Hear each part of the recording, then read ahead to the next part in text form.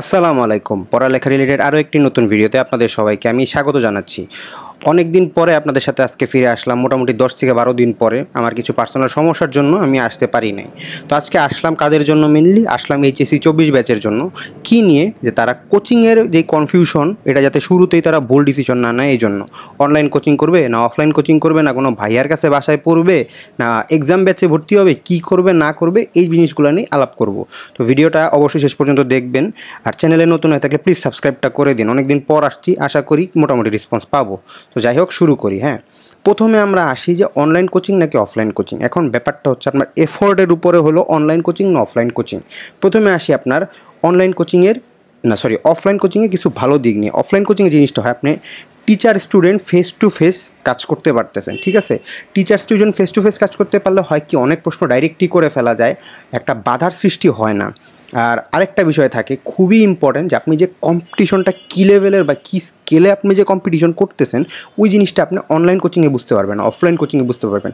একটা রুমে 70 জন আছে, 70 জনের মধ্যে আপনি যদি 50তম হন, তাহলে পুরো বাংলাদেশে আপনি কততম হবেন? এই জিনিসটা কিন্তু অনেক বড় জিনিস, ঠিক আছে। এই জিনিসটা রিয়ালাইজ করলেই মানুষ হলো পড়ালেখারটা দিকে আরও ফোকাস বেশি হয়। তো এই জন্য অফলাইন কোচিংটা বেশি ইম্পর্ট্যান্ট। আর অফলাইন কোচিংয়ে এক্সাম দিতে গেলে এক্সামের একটা এনভায়রনমেন্ট ক্রিয়েট করবে, তারা প্রেশারটা ওই রকম দিবে। তো সেই ক্ষেত্রে দেখা যাবে যে আপনার একটা কাইন্ড অফ সিমিউলেশন হবে, যে কারণে আপনার মনে করেন যে মেইন এক্সামে গেলে একটু হলেও আপনার কম নার্ভাস লাগবে, যে না আমি তো এক্সাম দিয়ে আসছি, এখানে হয়তোবা সেম হবে না, সেম সিনারিও হবে না, তাই বলে এমন না যে হবে না।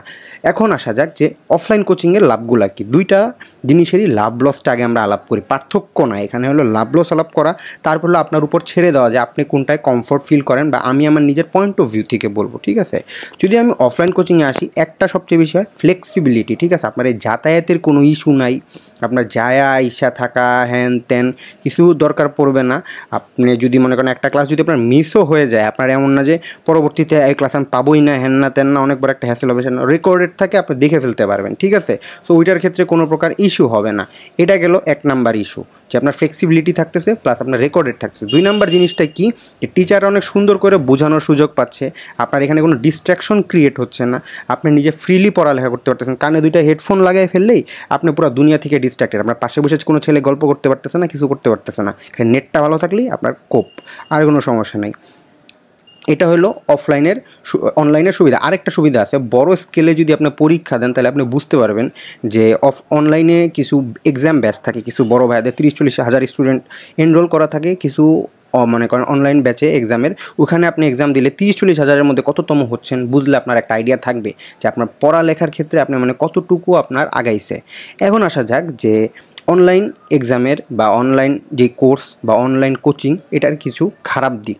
প্রথম দিকে এখানে সব কিছু আপনার উপরে, ঠিক আছে।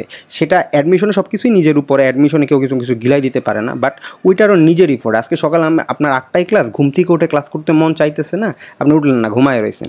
কিন্তু যদি আপনি অফলাইন একটা ক্লাস নেন, তখন আপনার মধ্যে একটা কাজ করবে, যাইতে হবে, ঠিক আছে। তো এই জিনিসটা হয় না, নিজের দায়বদ্ধতাটা থাকে। এমন না যে আপনি অফলাইন ক্লাসে উঠে না গেলে আপনারা কেউ কিছু বলবে, বা বাপ মা ছাড়া অন্য কেউ প্রেশার দিয়ে, বাপ মা অনলাইন ক্লাসেও প্রেশার দিতে পারে, অফলাইন ক্লাসেও প্রেশার দিতে পারে, কিন্তু অ্যাডমিশনের কাজটা সম্পূর্ণ নিজের হাতে। এখন আরেকটা বিষয়ে আসা যাক। হ্যাঁ, সেটা হলো কি, আপনি কি করবেন মেইনলি। এখন আমি পার্সোনালি সাজেস্ট করি যে আপনি যদি নিজে থেকে সব পড়ালেখা গুছায় করতে পারেন, ঘাইটা অভ্যস্ত বা ওই ধাঁচে আপনি চাইতে পারবেন, নট গেছেন। আমি ধরে নিলাম আপনি এখন 0 পর্যায়ে আছেন, হয়তো আপনার এইচএসসির পড়ালেখাটাও খুব একটা ভালো না, ঠিক আছে।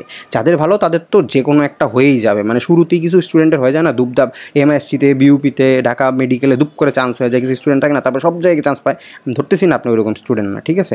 আমি ধরে নিচ্ছি আপনি একটা মিডিওকার স্টুডেন্ট, আমার মতো ডাল ব্রেনের একটা স্টুডেন্ট। আপনি খুব ভালো স্টুডেন্ট না, মাইন্ড করেন, আমি নিজেকে এই জন্য এক্সাম্পল হিসাবে রাখলাম যে আমিও আপনাদের মতো বাজে একটা স্টুডেন্ট, ঠিক আছে। তো আপনি গুছায় পড়ালেখা করতে পারেন না, কিন্তু আপনার ওইরকম মাইন্ডসেট আছে যে যাই হোক আমি গুছায়া নিজেকে আনতে পারবো, আমি একটা টপিক 3টা ভিডিও দেখে সার্চ দিয়ে গুছায় নিজের মতো করে নিজে নিতে পারবো। অনলাইন ক্লাসটা ওই ক্ষেত্রে আরও বেশি হেল্প করবে। যদি এরকম মেন্টালিটি আপনার থাকে, সেই ক্ষেত্রে আপনি অবশ্যই অনলাইনটা চুজ করবেন। এটা হলো অনলাইনটা কীরকম, অ্যাডমিশনে আপনাকে অনেক গবেষণা করে পড়ালেখা করতে হবে। খালি পড়ালেখা করলেই হবে না, ওই পড়ালেখাটা গবেষণা করতে গিয়ে আপনাকে শিখতে হবে, মাথায় রাখতে হবে, অ্যান্ড এক্সাম দিতে হবে, বারবার প্র্যাকটিস করতে থাকতে হবে। অফলাইন এক্সাম জিনিসটা হয় যাতায়াত প্লাস ওই ক্লাস মিলে পোলাপান টায়ার্ড হয়ে যায়, আইসা ঘুমায় যায়। খালি তো ক্লাস করলেই হলো না, এখানে ওই টায়ার্ডনেসের ব্যাপারটা থাকতেছে না। এই জন্য অনলাইন ক্লাস আমি অনেককে সাজেস্ট করি। যারা ছোটোবেলা থেকে ব্যাচ টেস্ট পড়ে অভ্যস্ত বা যাদের পড়া অনেকখানি আগানো আছে তাদের ক্ষেত্রে এই সমস্যাগুলো হয় না। আমার মতো যারা ওইরকম ব্যাচ টেস্ট পড়ে খুব একটা অভ্যস্ত না, কিংবা আমাদের পড়ালেখাটা খুব একটা গুছানো নাই, সেই ক্ষেত্রে আমাদের এই জিনিসটা খুবই লাগে। আর ভাই নোট ভাইয়া ওই যেই ভাইয়াই দেখ, ভাইয়ার নোটের সাথে আরও কিছু অ্যাড করার চেষ্টা করবেন, নিজের কিছু জিনিসপত্র ঢোকানোর চেষ্টা করবেন। এটা না পরে কথা বলবো, ওইটা নিয়ে এখন আর কথা আমি আগাইতেছি না। তো এই গেল অনলাইন আর অফলাইন ব্যাচ নিয়ে কিছু আমি টুকটাক কথাবার্তা বলবো। এখন আমি আমার পয়েন্ট অফ ভিউ থেকে কী করছিলাম বা কী করব আমি আপনাকে বলি। আমি প্রথমে কোনো একটা নাম করা কোচিংয়ে ভর্তি হলাম। ভর্তি হওয়ার পর আমি দেখলাম যে আমি কোচিংয়ের সাথে অ্যাডজাস্ট করতে পারতেছি না। ভেক্টর ক্লাসটা খুব সুন্দর করে করছিলাম, এরপর মনে হয় রক্তর ক্লাসটা খুব সুন্দর করে করছিলাম, এরকম প্রথম 7, 8, 9টা ক্লাস করলাম। তারা দেখা যায় একটা ক্লাসের আবার 2, 3টা ভাগ করছে, একটা মাঝখান থেকে আমার ক্লাস মিস হয়ে গেল। মিস হয়ে যাওয়ার কারণে হইলো কি, আমি আর ফ্লোর সাথে মেনটেন করতে পারতেছি না। দেখা গেল যে আমার কিছুই আর হইলো না, মানে একটা হজবরল ক্রিয়েট হয়ে গেল। এখন তারপরে আমি যেটা করলাম যে বুঝলাম যে তারপরে আমি 2টা জায়গায় 3টা জায়গায় এক্সাম দিলাম। আমার এমনি দেখতেছি যে ওইখানেও আমার মার্কস ভালো আসতেছে না আমি যেই জায়গায় এক্সাম দিচ্ছি। প্লাস হলো আমার বিভিন্ন জায়গায় শুরুতে যেই কয়টা এক্সাম হয় একটা তো ওইরকমভাবে আমার চান্স ছিল না। তখন আমি কী করছি, তখন আমি অনলাইনে 2-1টা ব্যাচ ধরলাম। 2-1টা ব্যাচ ধরাটা আমার জীবনে সবচেয়ে বড় ভুল ছিল। 2-1টা ব্যাচ কখনো ধরতে হয় না, একটা ডেডিকেটেড ব্যাচ ধরবেন। ওই একটা ডেডিকেটেড ব্যাচ এরকম হওয়ার লাগবে যে এক্সামের লাস্ট দিন পর্যন্ত আপনার থাকবে, অ্যান্ড আপনাকে ওরা সর্বপ্রকার ব্যাকআপ দিবে। খালি রেকর্ডেড ক্লাস কিংবা লাইভ ক্লাস নিয়ে না। আপনার যদি মনে হয় আপনি টেক্সট দিবেন ভাইয়াকে, টেক্সট দেওয়ার পরে তারা আপনাকে হেল্প করতে বাধ্য, এরকম হইলে সেক্ষেত্রে করতে পারেন। আমি নিজে এই জন্য একটা কোর্স আনছি। আমি চিন্তা করবো যে এখানে এডিট করে দিয়ে দেওয়ার কোর্সের ইয়েটা, আর বিস্তারিত জানতে আমার সাথে যোগাযোগ করতে পারেন। আমি তাও বলে দিচ্ছি, আমার কোর্সে যে এনরোল করতে হবে বা অনলাইন ক্লাসকে আমি প্রমোট করতেছি ওইরকম কিছু না। আমি নিজে যেহেতু অফলাইনে ক্লাস করছি আমি জানি, ওইটা আমি আসতেছি। আমার কোর্সে যেটা থাকবে যে আমার কোর্সটা হচ্ছে ফিজিক্স এবং কেমিস্ট্রিটা হলো আপনাদের মেনলি পে করে পড়তে হবে, সেটা হলো 1200 টাকা। আর ম্যাথ এবং বায়োলজি আপনাদের জন্য সম্পূর্ণ ফ্রি, ঠিক আছে। আর এই কোর্সটা কতদিন, আপনার এক্সামের শেষ দিন পর্যন্ত, একবারে অ্যাডমিশনের লাস্ট দিন পর্যন্ত আপনাদের এই কোর্সটা থাকবে। কোর্সের পড়া শেষ হয়ে যাইতে পারে, শেষ হওয়ার পরে আমরা আবার ওই পড়ার আদলেই আমরা আবার গুছাবো। যদি মনে করেন জাহাঙ্গীরনগরের এক্সামের আগে শেষ হয়ে গেল, ঢাকা ভার্সিটির এক্সামের আগে শেষ হয়ে গেল, আপনার গুচ্ছের আদলে আমি গুছাবো আবার পড়ালেখাটা, বা ওইভাবে আপনাকে রিভাইজ দেওয়া হবো। রেকর্ডেড লাইভ সবই থাকবে, আর আপনাদের আমি কোয়েশ্চেন অ্যান্সারের বিষয় থাকবে, আপনাদেরকে গাইডলাইনের বিষয় থাকবে, সব কিছু ওখানে থাকবে। তো এই গেল আমার কোর্স। এখন আমি আসি আমার নিজের পার্সোনাল এক্সপিরিয়েন্স থেকে আরও একটা কথা বলবো। আমি একটা ব্যাচ ধরছিলাম এরকম, আমি বলে দিই আমি কার ব্যাচ ধরছিলাম। আমি হচ্ছে এসিএসএ নাজমুস সাকিব ভাইয়ার একটা ব্যাচ ধরছিলাম। সরি, ভাইয়ার হলো একটা ব্যাচ ছিল, ওই ব্যাচটা একবারে অ্যাডমিশনের লাস্ট দিন পর্যন্ত সে রাখছিল। এরপরে ভিডিও হয়তো বা সেটা সরাই টরাই ফেলছে। ওই এক ব্যাচ দিয়ে আমার মোটামুটি কভার হয়ে গেছিলো। ওই এক ব্যাচের কোর্সের টাকাও ছিল 1200 টাকা। আমি ওই জন্য ওই ভাইয়ার আদলেই আমি এভাবে ব্যাচটা করছি, ঠিক আছে। আমি ভাইয়ার আদলেই করছি, দেখেন বলতেছি। আপনারা চাইলে তাদের কোর্সও নিতে পারেন, এমন না যে আমার তাদের সাথে কোনো সম্পর্ক আছে বা টাকা নিতে পারে। আমি যেহেতু নিয়ে উপকার পাইছি, আমি ঢাকা বিশ্ববিদ্যালয়ের প্রযুক্তি ইউনিটে আছি ট্রিপলিতে, আমি মনে করি আপনারাও চান্স পাবেন কোনো না কোনো জায়গায়। আমার চেয়ে আপনারা ভালো স্টুডেন্ট, কারণ আপনারা শুরু থেকে গুছায় পড়ালেখার সুযোগ একটা পাচ্ছেন। তো অফলাইনে আমি এক্সাম দিছি, কেন দিছি, কারণ অফলাইন এক্সাম ছাড়া ভাই হয় না। আপনি অনলাইনে যে এক্সামগুলো আছে, আমি দরকার বলে ওয়েবসাইট দিয়ে দিব, সব কিছু দিয়ে দিব, কোনো ইস্যু নেই। অফলাইন এক্সামে যেটা হয়, অফলাইন এক্সামটাকে আপনার মেন স্ট্রিম এক্সাম হিসেবে ধরবেন, যেটা হলো বড় এক্সামের মতো। আর অনলাইন এক্সামটা কি, আপনি একটা চ্যাপ্টার শেষ করলেন, চ্যাপ্টারের উপর 3টা এক্সাম দিলেন। 3টা এক্সামের মধ্যে প্রথম এক্সাম দিয়ে দেখলেন কিছু ভুল আছে, ভুলগুলো আপনি পড়লেন, আপনি 2-1টা জিনিস হয়তো নোট করে রাখলেন আপনার নোটের ভিতরে, আবার একটা এক্সাম দিলেন, আবার একটু ভুল হলো, আবার একটা এক্সাম দিলেন, দেখবেন আপনার আস্তে আস্তে বাড়তেছে, ঠিক আছে। এভাবে করে 2টা চ্যাপ্টার পড়লে 2টার একসাথে এক্সাম, 3টা পড়লে আগের চ্যাপ্টারগুলোর সাথে মিলায় একটা এক্সাম, এভাবে করে দেওয়া যায়। একটা ওয়েবসাইট আছে, আমি আপনাদের দিয়ে দিব দরকার পড়লে।